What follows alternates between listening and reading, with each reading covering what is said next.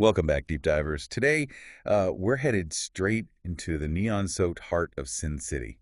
We're going to untangle the mysterious death of Ted Binion, Ooh, Ted Binion. a man who inherited a casino fortune, that's for sure, but also a whole lot of, let's just say, complications. Definitely complication. We're going deep with this one, folks. Yeah. Stacks of research, firsthand accounts, all thanks to the Buried Secrets of Las Vegas podcast. So was Ted's death just a tragic overdose like it seemed at first? Or did something way more sinister, like lurk beneath the glitz and glamour of Vegas? That's the million-dollar question, isn't it? And to really get to the bottom of this, we have to start with the man who shaped that world. Talking about Benny Binion, right? Exactly, Ted's father, the legend himself. This guy didn't just own a casino, he practically built the foundation of modern Vegas. Oh, absolutely. I mean, he transformed Vegas from like a dusty desert town into the global gambling mecca it is today. Right. And the Horseshoe, his casino, that became like the epicenter of it all. High-stakes action, no-holds-barred entertainment. Free drinks, no betting limits. Benny knew how to attract the high rollers, that's for sure. He created a gambler's paradise, no doubt. But like any paradise, there's always a shadow side. Always. And in this case, it's Benny's ties to organized crime. Even Wayne Newton, Mr. Las Vegas himself, talked about how, you just didn't mess with Benny. There are consequences. Big time. So what do you think, what impact did that have on Ted growing up? I mean, imagine that pressure, living in the shadow of a guy like Benny. It's got to leave a mark, right? Ted definitely inherited his father's smarts when it came to running a casino. He was a natural, but he struggled. Yeah, with his demons, right? Heroin addiction, that's a tough one. It played a major role in this whole saga. And then, of course, there's Sandy Murphy. Sandy. She arrives in Vegas, young, ambitious, looking for, excitement, a new life maybe, ends up meeting Ted at a strip club. Talk about a Vegas fairy tale, huh? Not quite. Their relationship, let's be honest, raised a lot of eyebrows right from the start. She was 23. He was in his 50s.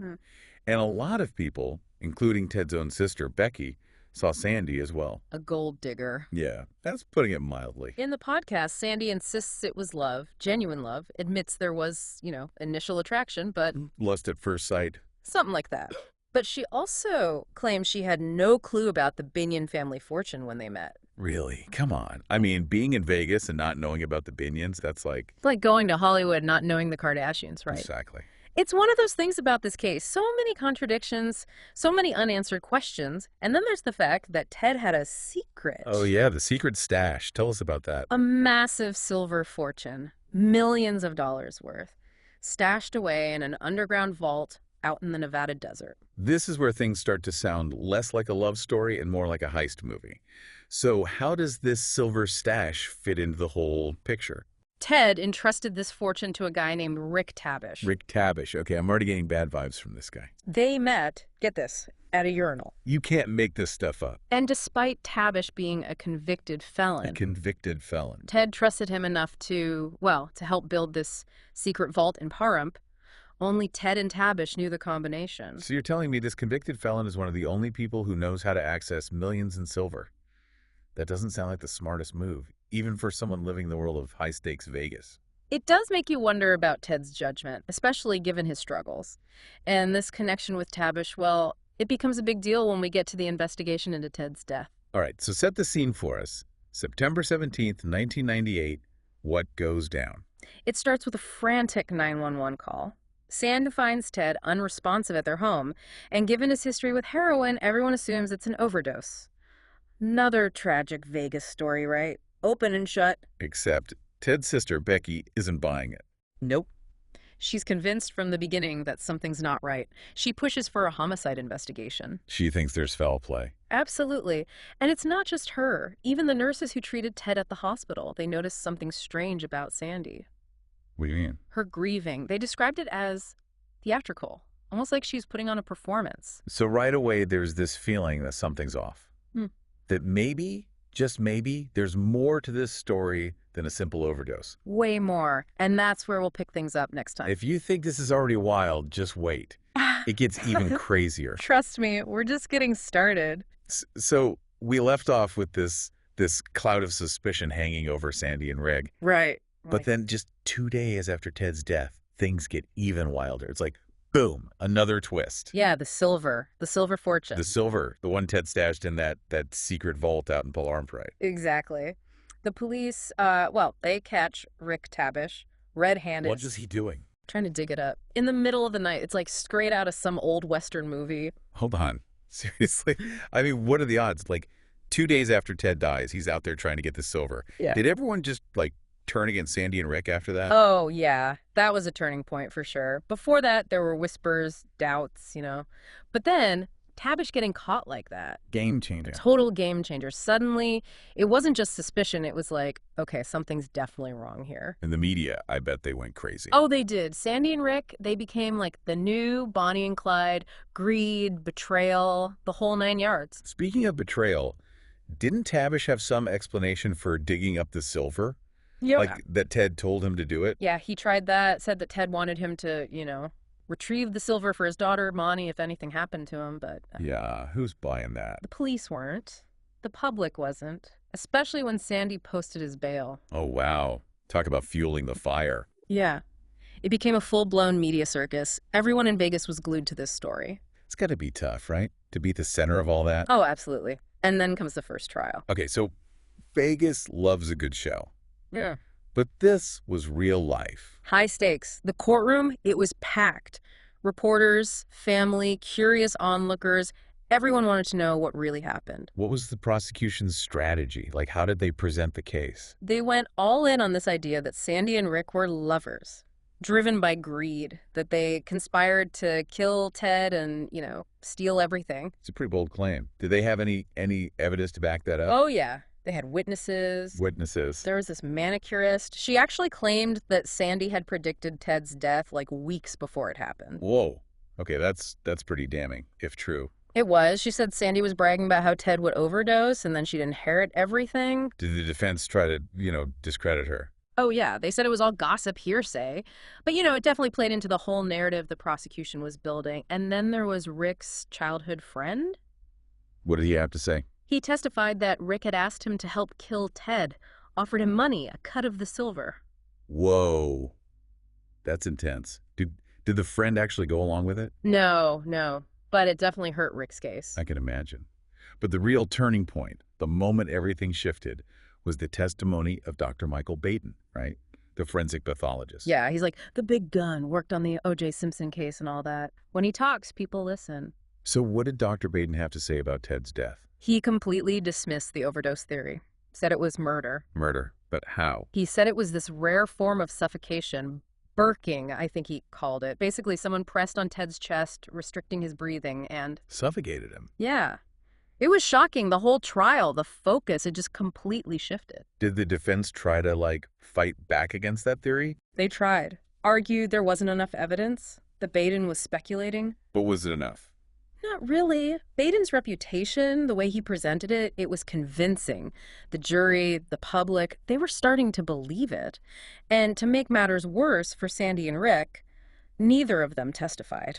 Really? They didn't even try to defend themselves? Nope. It's a risky move, for sure. Sometimes lawyers advise their clients not to testify, especially if they might come across badly or contradict themselves. I guess it makes sense in a way. But in this case... it probably hurt them more than it helped. Silence can create this void that the prosecution can fill with their own story. So you've got this damning testimony, suspicious behavior, and then they refuse to speak up for themselves. It wasn't looking good. And in the end... the jury found them guilty. Guilty. Both Sandy and Rick sentenced to life in prison. Seemed like case closed, justice served, right? That is. But like I said, this was just the beginning. So Sandy and Rick they're behind bars, life sentences, it seems like. Like, that's it, right? Justice has been served. You'd think so, wouldn't you? But this is where things take another turn. Enter Alan Dershowitz. Dershowitz, the lawyer. The famous one. The one and only. He took on Sandy's appeal, and let me tell you, this guy, he's a legal rock star. Okay, so we've got a celebrity lawyer now? Yeah, he's the real deal. And he zeroed in on the burking theory right away. I mean, did he just, dismiss it out of hand? No, he was smarter than that. He argued that, there wasn't enough scientific evidence to support it in Ted's case. Some more like creating doubt. Exactly. Pointed out inconsistencies, raised questions. Did it work? Well, the Nevada Supreme Court, they actually agreed with him. overturned the convictions, ordered a retrial. What? Seriously? They got a whole new trial? Yeah, shocked everyone. I bet. What about Ted's family? Becky. They must have been furious. Oh, absolutely. They felt like the system was failing them. Like Sandy and Rick were getting away with murder. So round 2. New trial. Same players, but different strategies, I'm guessing. For sure. The defense, they knew they had to completely dismantle that Birking theory, so they brought in their own experts. Medical experts. The counter Dr. Baden. Yeah. They testified that the marks on Ted's body, the ones Baden attributed to Birking, could have been caused by other things, like a skin condition he had. So basically they're saying there's another explanation. Right, and they didn't stop there. They went after the other witnesses too. Remember the manicurist? The one who said Sandy predicted Ted's death? Yeah. Well, turns out she got a bunch of money from Ted's estate after testifying. Oh, no way. Yeah, so suddenly her motives, her whole story, it was all in question. Doesn't look so good for her anymore. What about the friend? The one who said Rick asked him to, To kill Ted. Yeah. He testified again, but this time he changed his story. Said Rick was just joking Joking. about murder. That's what he said. Claimed they were just, talking stupid. I don't know. Sounds like a pretty convenient change of heart. The prosecution tried to say that he was lying to protect Rick, but the damage was done. The jury, they had doubts now. And Sandy and Rick, they still didn't testify. Really? They stayed silent again. Yep. But this time, it worked in their favor. The prosecution's case was already falling apart.